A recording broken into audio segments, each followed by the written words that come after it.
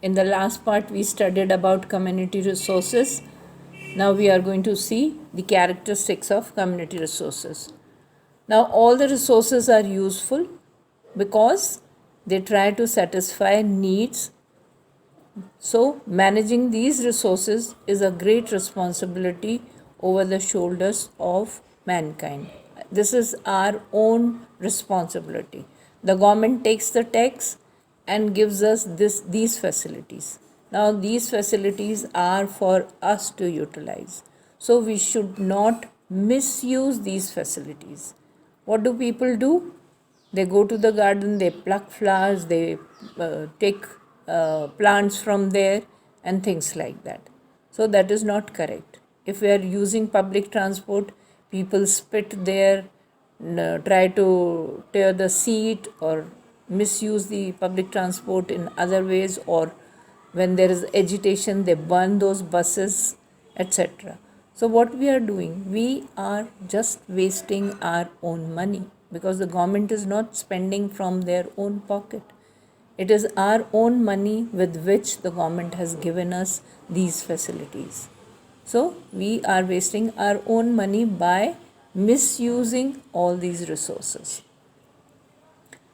Then all the resources are limited and the needs are unlimited. So, the use of these resources should be done judiciously. Whatever we are using, we should use properly, and of course, whenever there is a need, only use then, and whatever is the need, only that much amount should be used. Like specifically for water, what people do, they keep running the tap, brushing, the tap will be running. So, while brushing, you are wasting almost half a bucket of water. And that half a bucket of water, to clean that water, to supply that water to your house, the government must have spent money. And that money is going waste. So, government's money is not going waste, your own money is going waste because you have paid that to get that water in the form of taxes. Or otherwise, also, it's a natural resource which is not going to be forever. So, we should use it properly. Whatever may be the requirement, we should use it accordingly. We should not waste it. Limitation of resources is of two types: qualitative limitation and quantitative limitation. Now, what is qualitative limitation? Are the ability, knowledge, skills in the human resources. As all these resources, ability, knowledge, and skill, have qualitative limitation. A person has certain amount of ability, certain amount of skill, the person cannot go beyond that. Quantitative limits, time is limited, but the demand differ from individual to individual. Physical and mental capacities are also limited and they are different for different person. My physical capacity cannot match your physical capacity, or your mental capacity cannot match any young child, because you have already studied for 12 years, you are in class 11th, already studied for 11 years. If you compare your capacity of studies with the class 6 children, it is not comparable. So this is how qualitative and quantitative limits are there as far as these resources are concerned. As we were talking about the abilities, as I told you that abilities also have their limits. Now, what are the limits of abilities? Abilities can be improved with the help of training. We can improve. Like if somebody does not know how to cook simply, so that person can go and get the training, can go into a college where cooking is taught, can become expert. Abilities can be improved by providing an opportunity. If an opportunity is provided to learn something which you want to learn, you can improve your abilities in that field. Abilities can be improved by hard work.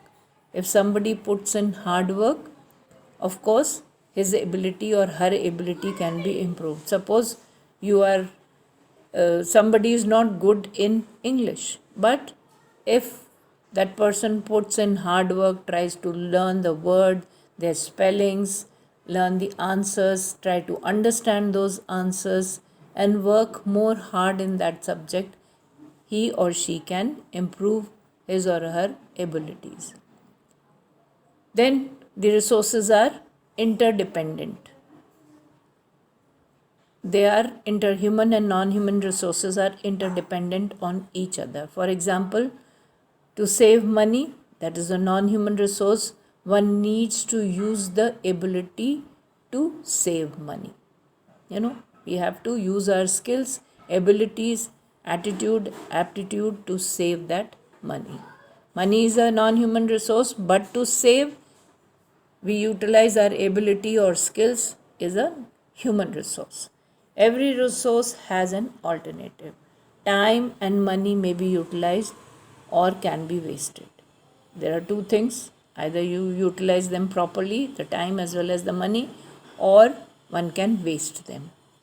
Once the time and money is used for one activity, the same time and the same money cannot be used for any other activity. Whatever money I have used in buying the vegetable, I cannot use the same money to go and buy a dress for myself. Or the time which I wasted, I cannot get it back to do some work. So that is why time and money have to be planned well, have to be used well. Then only they will fulfill our needs. Now, since we have seen the resources, community resources specifically, now we are going to talk how one can conserve or save them from the misuse. All these resources, because they are meant for the general public. First of all, in that case, I have taken school particularly because conservation of school is very important. Why? Because the school is the source of education to the children of community. All the children living nearby are coming to one particular school, like our school. The children nearby or even from far off places come to get the education in our school. So that is why it is very important. Educated generation increase the rate of literacy index of a country. Now, once we become educated, we understand so many things, so many concepts, so many things about the country. So we become knowledgeable and we know how to be a good citizen for our own country. And this also raises the literacy index of our country. Educated children open the path of progress. Now, those who get educated go ahead, do various things, and they not only work for themselves, but they also work for their family, their community, and also for the country. And this helps the country to develop. There are so many children who have gone out and earned a name for themselves, and their name is not only for themselves but for the country also. The community can conserve the schools. Now, how? All of you, community means all of us, can conserve the school, can save the school. First of all, we must maintain and repair the buildings. Of course, that is the duty of the school management. But what is our duty? Our duty is to maintain it so well that there is hardly any need of repairs. Drinking water and toilet facilities have to be provided by the management, but then misusing them is not the right idea. That you just go drink water, leave the tap open, or dirty the toilets, write something on the wall, spoil the door. So that is not the correct thing. We are not conserving, we are wasting our own money, as I have been telling you time and again. Cleanliness and seating arrangement in the class. The class should be neat and clean. Now, who can keep it neat and clean? There's a person who comes and cleans your class. That person sweeps and put a pocha in your class, cleans the desk, remove all the dust. But later on, that person can clean the class once a day. And after that, for 4 to 5 hours, you are there in the class. So, who is responsible for keeping the cleanliness of the class? You all, and all the teacher who's coming to the class is also responsible for keeping the class clean. You are provided with seating arrangement, you're given desks, you're given benches, but what the students do, they are not conserving, especially boys. What did they do? They write on the desks, they try to break the benches, they have all the strength, physical strength they utilize on the school furniture. So that should not be the way. We have to conserve the school property. Then only we will be good student, and later on we will become good citizen. If we learn to do all breakage and thoda phodi right now, we are going to do the same thing in future also.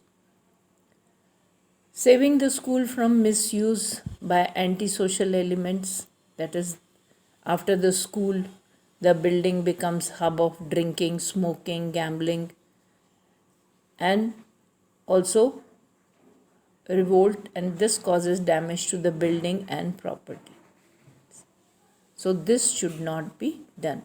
That is why I have taken the school in the first place, to make you understand that the school is charging you fees, and for that fees, from that fees only they are maintaining everything in the school.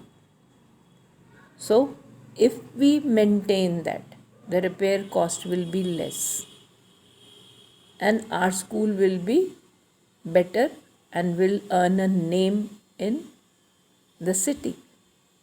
So that is what is required. The next place, on the next community resource, is park. Now, parks are the places where people can take a walk, do exercise, and also rest. And parks are very good for every city. After certain distance, there should be a small park in every city. Why?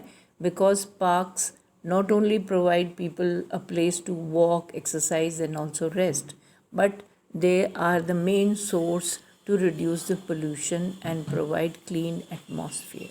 So that is why conserving parks is very necessary. Now, how to conserve the parks? Keep the parks clean, avoid plucking of flowers and damage to the trees. This is the very first thing everyone should follow. Planting new and different trees is also something very good, and once you plant new trees and different trees, the children can come from the school and can be educated about those trees, can be given the knowledge about those trees. Then people should not be allowed to take pets in the park. Why? Because pets dirty the park, so the other people may not like it, so the pets should not be taken into the park. Regular maintenance of park by irrigating, pruning, and also planting seasonal flowers should be done. If we follow all this, the parks in our city will be really good. Next community resource is hospitals. Hospitals help in safeguarding the health of community. Anyone who falls sick, rush to the hospital. Provides health care during illness. If you fall sick, naturally you go to the hospital to get the treatment, to get well. So how one can conserve the hospitals? How one can keep the hospitals in a proper shape? Maintaining hygienic condition in and around the hospital, providing toilets and drinking water facilities and proper seating arrangement for the patients who are coming there for their treatment. They should have place where they can sit and wait for their turn. There should be drinking water facility. There should be good toilets should be provided to the patients. Medicine and other care facilities should be provided. Naturally, when a patient is coming to the hospital, he also will feel like to get the medicine from the hospital itself. Next, we look at the roads and railway tracks.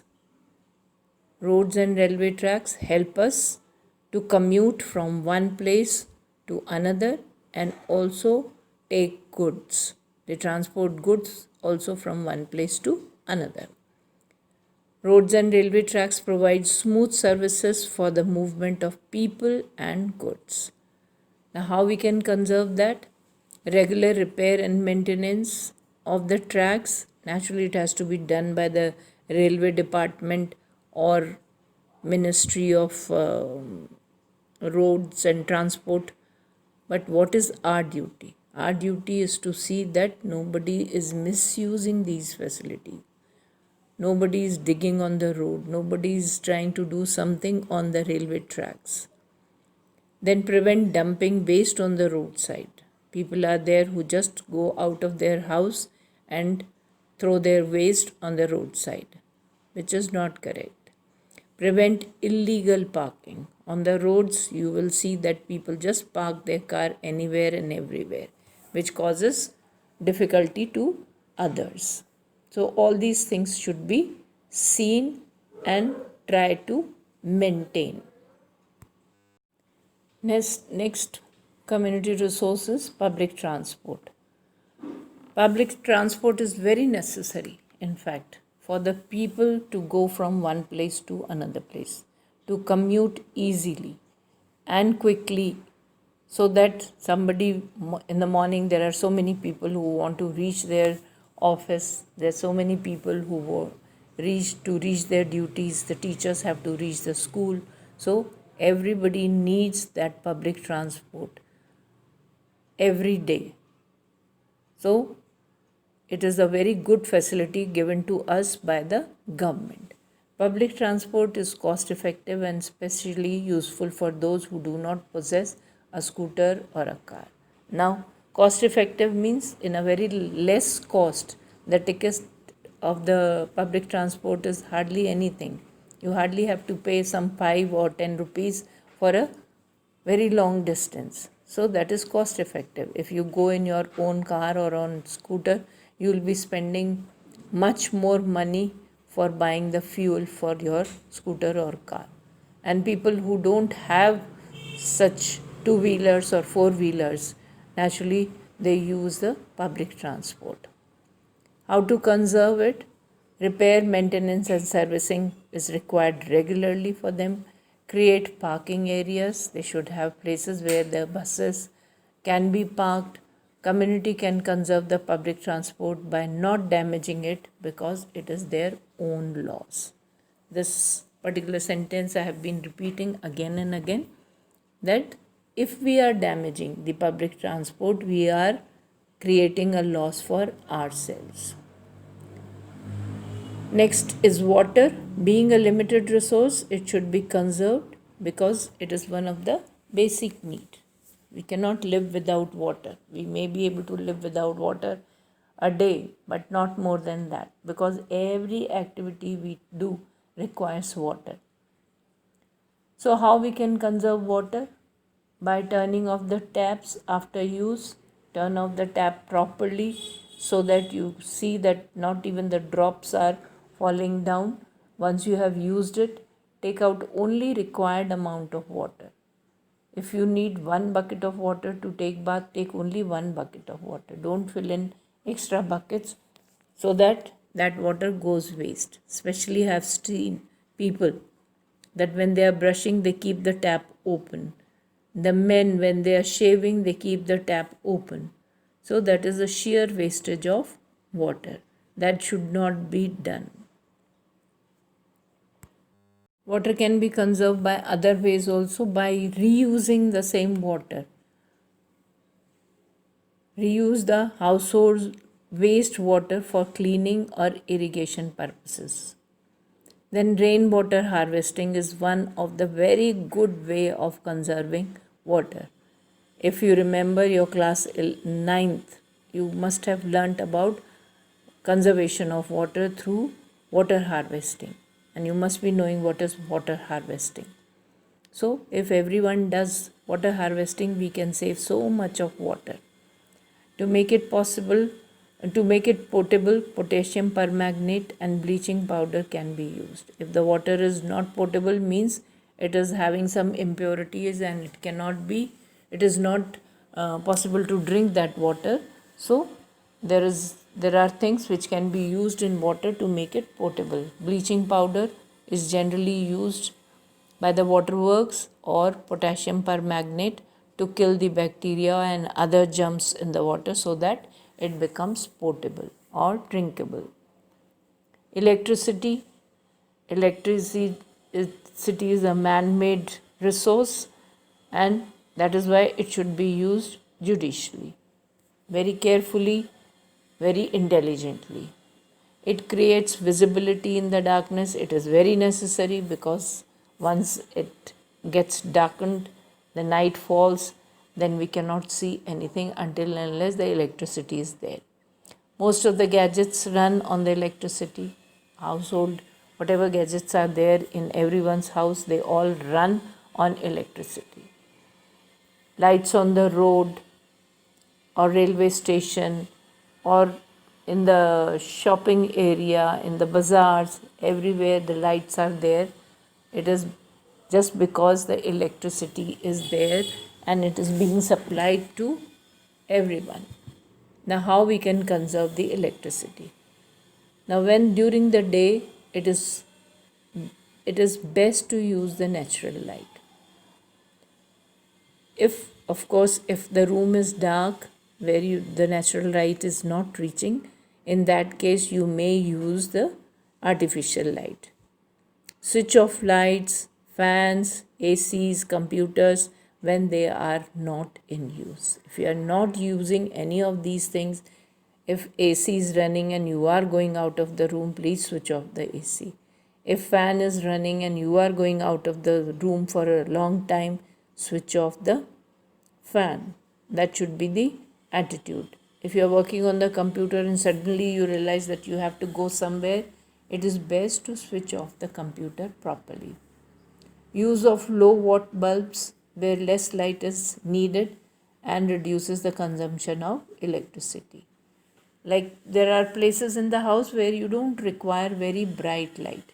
You just need visibility in that area, like passages or back garden or back area or the front veranda where you don't need much of light. So there the low watt bulbs can be used to reduce the usage of electricity. CFL and LED produce bright light and reduce electricity consumption by 80%. They are so much energy saving. So try to use the CFL and LED bulbs so that one can conserve the energy. Next, community resources, library. Library are the source of knowledge. You find all different kinds of books in the library. So whatever your interest is, you can read the book of that particular subject. Then one can go and spend time in reading, and that time becomes quality time because you are gaining some knowledge, you are spending time there, and at the same time you are also gaining knowledge. Then how to conserve the library? Libraries should be maintained by upkeeping of the books, magazines and newspaper. Whatever comes there, whatever is being stored there should be kept properly, should be maintained. No noise should be allowed in the library. Everywhere you will, if you go to a library, even in your school library, if you go, you will see either the board or the teacher or the librarian sitting there. As soon as you reach, she will say, children, don't make noise. Why? Because if you make noise, then it won't be called a library. Library means you go sit comfortably and read the book of your choice. When you are reading the book of your choice, you are interested in it, you are engrossed in reading, and suddenly some children come and make noise. Would you like that? No. So, the same way others also feel. So when somebody is there in the library, it is always good to not to make noise. Next resource is fuel. Most of our needs are fulfilled by fuel. Like we need fuel for cooking, for traveling, for keeping the home warm or cool, or run all the gadgets. We need fuel. But fuel is limited resource, thus conservation of fuel is also very necessary. How one can conserve fuel? Do not switch on gas before collecting everything needed for cooking. So that you should apply when you will be cooking in the lab also. That first arrange everything, that if you are going to make some vegetable, you prepare the vegetable, chop it, clean it, cut it, all the ingredients which you require, masala, oil, pan, everything should be there before you switch on the gas. That will save the gas. Generally, what do people do? They switch on the gas and keep the vessel over the gas, and then they try collecting the things. So, in the meanwhile, the gas or the fuel gets wasted. Use of fuel saving appliances should be encouraged. The appliances or the gadgets which save the fuel should be encouraged to use by everyone. Like pressure cooker, microwave, they require very little amount of fuel. Microwave is run through electricity. Cooker is can be in cooker we can cook on the gas or you on the electric this induction also. So try to save the fuel by using fuel saving gadgets. And to save fuel only we use public transport. If we go in our personal transport, car, etc., we are using more fuel. We are spending our own personal fuel. And one person going in one car also spending much more extra petrol in that. Whereas a public transport can carry at least 40 to 50 people in one go. So it is better to use public transport because that also saves fuel. Last is fodder.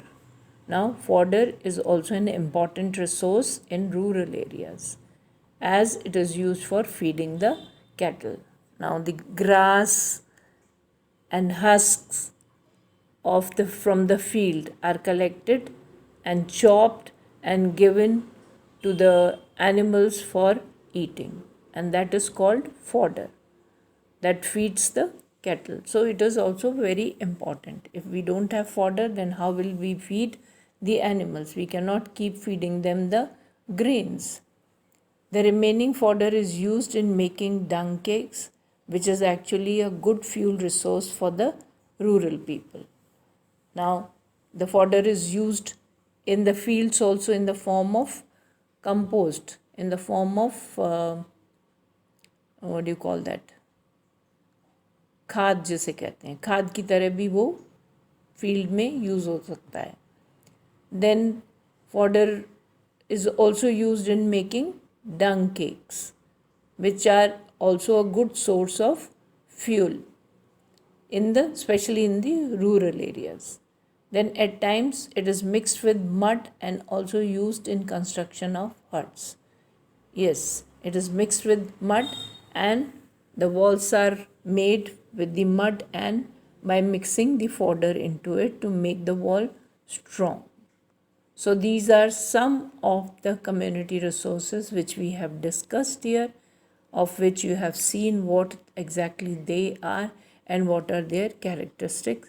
And if you go through, you will realize that how much these resources are needed by us, and that is why it is our duty to conserve them.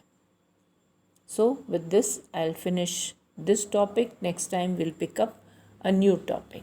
Okay? So see you in the next video. Meet you in the next video. At the same time, we'll be meeting in the online classes also. Please go through your chapters. Please go through the videos which are coming to you.